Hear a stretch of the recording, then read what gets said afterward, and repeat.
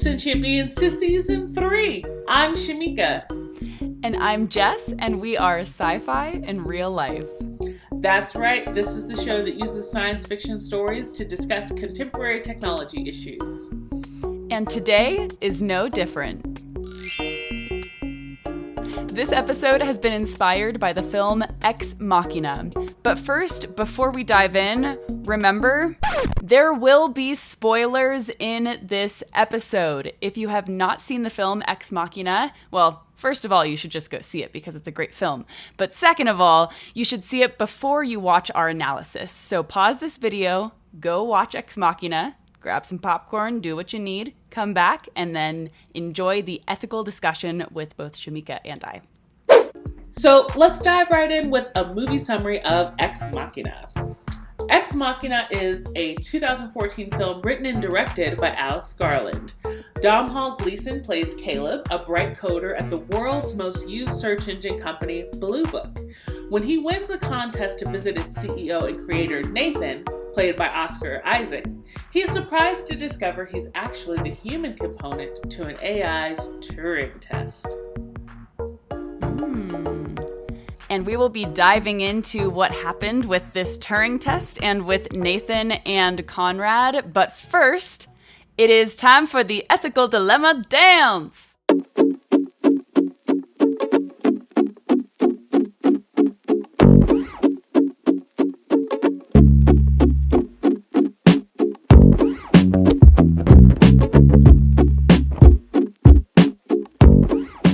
Alright, so today for our ethical dilemma, we introduce a hot and contentious topic from within the robotics and artificial intelligence community, the topic of robot rights. The problem goes as follows. At what point should we grant robots rights of their own? Naturally, this problem follows along the same lines as many human rights problems, of course, given the caveat that we are not discussing the rights of humans, but rather of robots. However, what actually distinguishes humans from robots? What gives humans the right to have rights and denies robots the rights to anything? You might ask yourself, isn't it the fact that robots are not humans? Well, in the United States at least, corporations like Facebook and Google are granted legal rights of their own, and they aren't humans. So what else is standing in the way of robot rights? Is it consciousness? If the only thing standing in the way of robots being granted rights is their lack of consciousness, then there are so many questions that we have yet to answer. First, let's just make the assumption that robots have the capability of being conscious and that there's no way for us to prove whether or not this has happened. Also, as a disclaimer and side note, if you're curious about the ethical conundrums of robot consciousness and why it's so difficult for us to know if a robot or AI is conscious, check out our episode on iRobot, which is probably somewhere around here. In this discussion today, we're going to shift the focus away from the debate on robot consciousness and instead focus on a more pragmatic way forward. So first, given that we may never know if a robot is fully conscious, how and when should we know to grant them rights?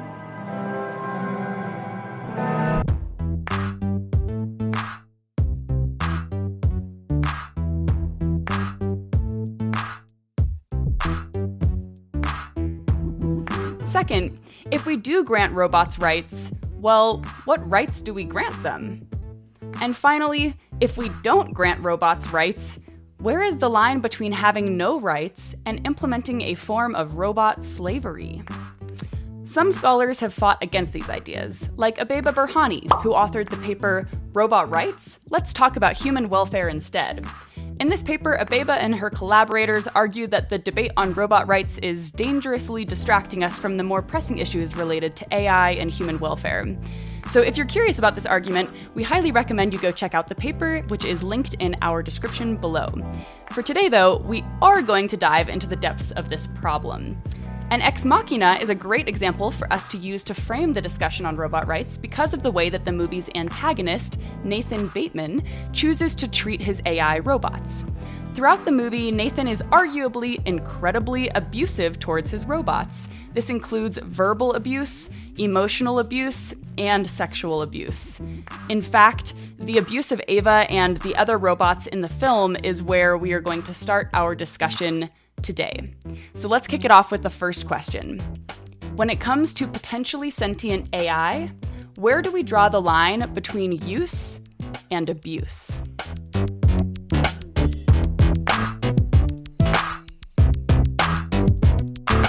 I would love to kick off this part of the conversation with a bit of a story.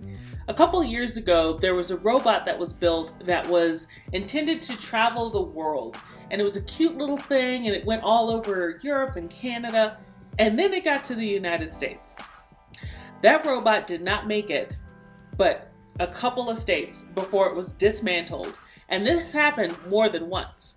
So people have a certain reaction to technology, specifically robots, and the way that they treat them. We talked a little bit about this when we talked about virtual assistants and our love against humanity, or we talked a little bit about this in our episode with her, which you can find linked somewhere here above, where we talked about how people treat virtual assistants. But when it comes to AI and robots, there's this almost technophobia, if you will, this fear of technology. And it's not always because of the uncanny valley, which I do admit is pretty scary and can be very unsettling. But with technophobia, you have people who are afraid of technology. But when you dig down into it, it becomes this question of power. Because in society right now, humans have power structures in place, and the people in power don't want to give up that power. So if you introduce something like a robot that has sentience and conscience and is demanding rights, that robot might be, or the person in power might be afraid that their power is going to get usurped by those robots. In fact, a lot of sci-fi stories that talk about dystopian futures include stories in which robots rise up against humans and become the top of the food chain, so to speak, and put humans in a subservient place. So that issue around power and structures is associated with robots and people in power, but when you think of the current power structures that are in place, it's marginalized and racialized people who are often the ones who are not in power. And we're talking about the paper that Jess mentioned, the question of human welfare before we discuss robots is one that's very pertinent as well, because there are people who are dealing with societal issues because of the way they were born and things that are out of their control. So that means that when you have a robot that was created by someone intentionally, that whole conversation of whether or not they should have rights is a good one, because we do have people who are struggling to get their rights now. And then when you add robots to the equation, that just complicates the whole thing. Okay, so if we look at what happens with humans in this power structure who try to get their rights, we can see through civil rights history that that's not an easy struggle. And in fact, lots of people have lost their lives or had their lives dramatically altered because of their quest to get human rights. So when we think about that quest for robots, it's probably also not going to be an easy one for them either. And when you think about the way folks think of technology, whether technology is inherently good or inherently evil, or maybe it depends on an instrumentalist point of view of technology, meaning it's just an instrument. It all depends on who's wielding that instrument. Well, there are some people like Ruha Benjamin who have a different perspective. If a technology is built, she says, for example, to predict recidivism in criminals, then it doesn't matter who wields that technology. It's still oppressing people within an oppressive system. So the instrumentalist point of view doesn't really help us there either.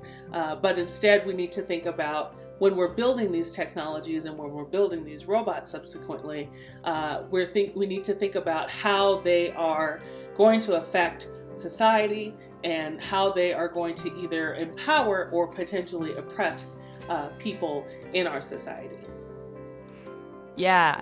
So when I think about the whole power argument that you were just bringing up, the part of the movie that it really makes me think of the most is towards the end when Nathan has this like power reversal when the robot is left out, or when Ava is let out of her cage, basically, and Nathan realizes for the first time that he no longer holds all the power over her and over his other robot. I think it was like Kyoko or whatever her name was. Kyoko. Kyoko. And so when Kyoko and Ava are like basically plotting against Nathan, and then Nathan sees for the first time that they have the capacity to actually kill him, you can see in his eyes, I mean, that facial expression is like the symbol of all of everyone's worries of losing power, who are in power and holding power over the oppressed. And so that, I think, is just like totally symbolic of that entire argument. And it's interesting just seeing the way that Nathan goes about using and exploiting and abusing his power over these robots, and how that like sudden power shift entirely changes his demeanor in the movie, you know? Mm-hmm. Yeah, and I also think it's interesting when you think about how Nathan used his power over Caleb from the employer-employee perspective, because that gets exposed when Ava points out to Caleb that Nathan has been lying to him. And he didn't, in fact, win a contest. He was specifically chosen. In fact, Ava was tailored to some of his searches in a particular way to manipulate him within the confines of this quote-unquote Turing test. So Nathan was using his power both to control Ava and the other humanoid AIs, but he was also using his power to control Caleb as well. So that power, he'd had that face twice, actually, because the first time was when he realized that Caleb had changed the security settings in the house. So when he realized that his control over the situation, over both Caleb and Ava, was gone, his face also dropped like, oh crap. Mm-hmm. Yeah. Yeah, I want to dig into actually a little bit, like talking about this power difference and everything that shifted during the movie. I want to dig into like some of the discomfort that was probably on our faces when we were watching this movie. I think definitely on mine too. I don't know. I watched this movie pretty late at night, so I was already pretty spooked, because is it just me, or like this entire movie, it's like every single music track that they chose was just like the most like anxiety-inducing music I've ever heard in my life, or just like straight up like heartbeats. Like that was what the music was. It was just like fast heartbeats. And I was just like, I'm so anxious watching this movie. Yes, I like muted it sometimes just to see if I felt differently because it was silent. Yeah, like some people have said the music reminds them of like Close Encounters of the Third Kind, even though that wasn't intentionally done. It is very similar with the way that the music is put together. And I was like, I don't need my whole seat. I just need the edge, because that's all I'm using right now, is just every scene. The second act on was just like so thrilling. My gosh. So thrilling, which is appropriate for our thriller episode because it is October. But in terms of the discomfort that we felt on our faces, what the topic that I really want to discuss with you, Shamika, is how do we feel about robots being abused? What's going on here? Because I felt super uncomfortable in a lot of the scenes. I mean, especially because we're both women, probably too, right? Like just being able to like when we looked at some of the scenes and the ways that Nathan was clearly abusing these robots that are super personified as women, how do we feel about that? Well, what's interesting to me is that Nathan probably has this feeling of, oh, this is just an X. This is just a robot. This is just a humanoid. So that allows him to see this entity in a subalternist way. And that kind of thinking was used, like the term robot comes from the Czech word for slave. So when you think of how slaves were treated, they were treated like cattle. They were treated like property. That's where the 3/5 compromise comes from. A black person who was enslaved in the United States was considered 3/5 of a person. And so when you are looking at an individual or an entity and you are giving them this sort of this designation that says that they are less than you in some way, they're either less human or they're less worthy, whatever the case may be, then that's your carte blanche to treat them however you feel as though you need to treat them to get whatever it is you're looking to get out of them. And I think that's also what's interesting here, is that when either marginalized people or robots are being treated poorly, it's usually to benefit the person in power or the people in power for some reason.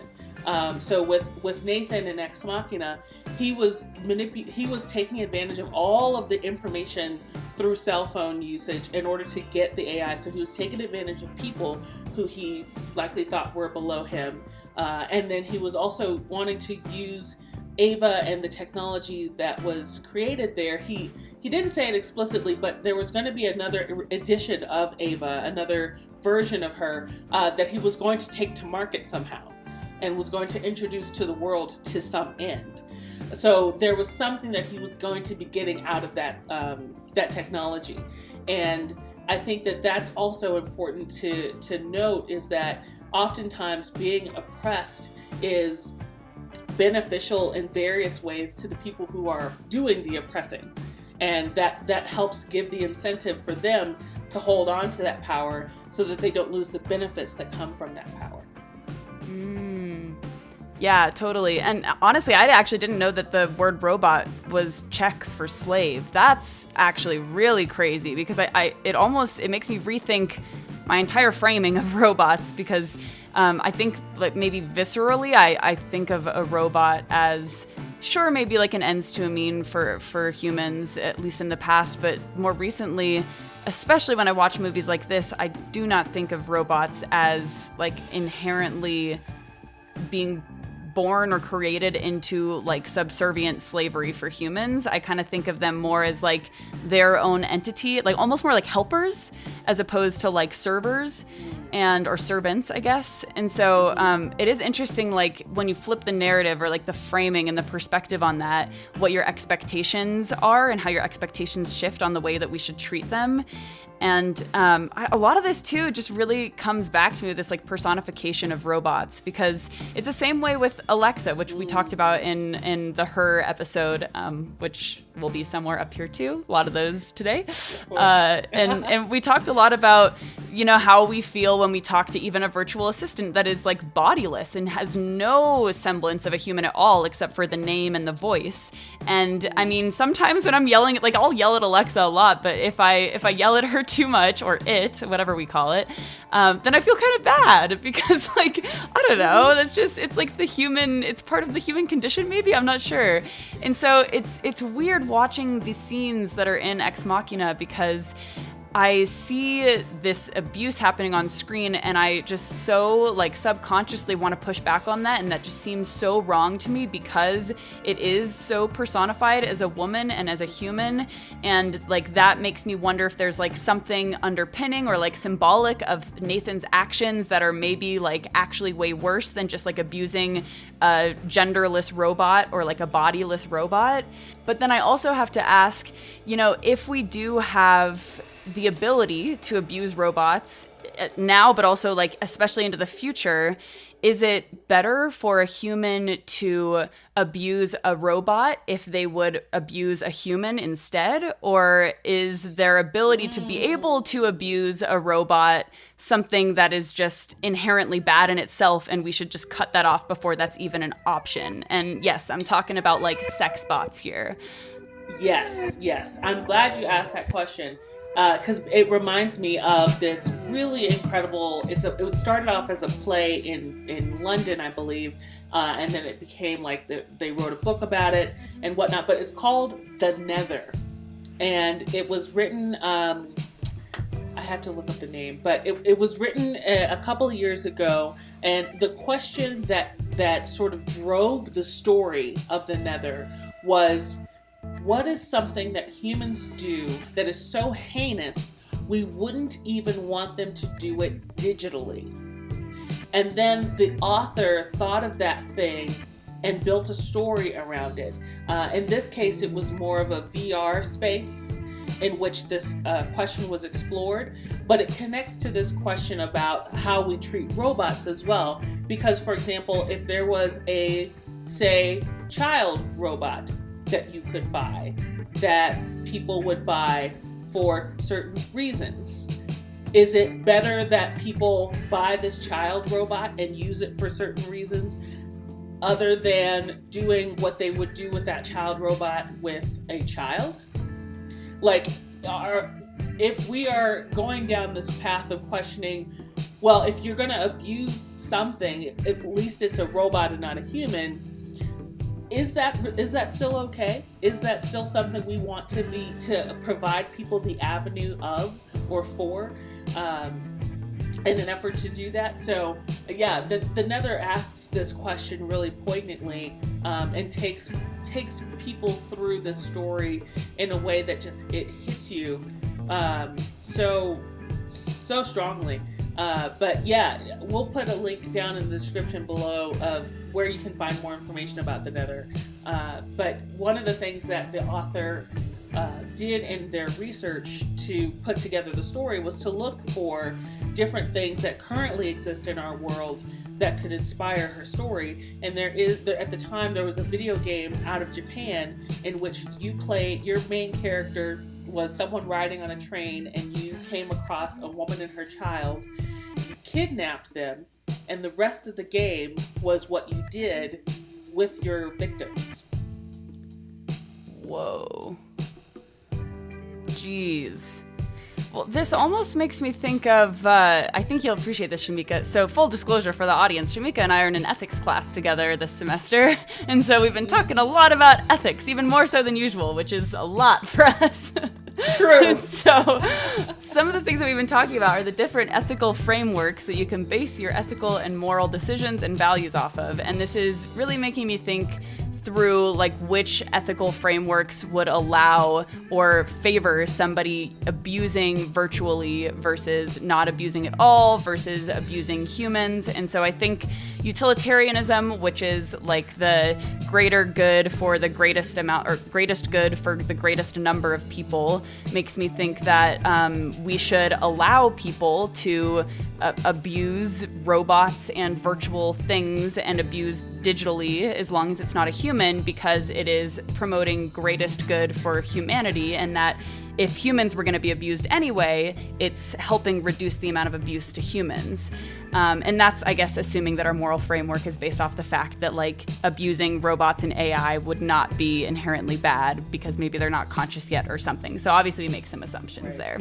And then I think of, like, deontology and is this, well, maybe you can correct me, Shamika. Maybe it's actually virtue ethics. But, like, where we're thinking about the moral character, this is virtue ethics. When we think about, like, the character of a person, yes. Mm-hmm. And so in this case, like, if we're just basing a person's character off of their action and their want to abuse, then technically all of this is bad, because their want to abuse, whether it's digitally or in person, is just unethical.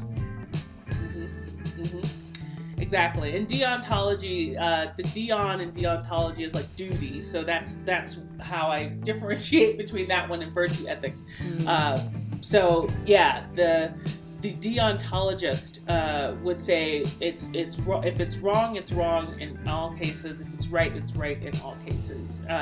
Or maybe not that strict, but they would have a duty that they'd follow. It's sort of like a code, if you will, which in this particular scenario, if the code or the duty that you're following is not to abuse, then whether it's a person or a humanoid or a video game character, then it would still be wrong.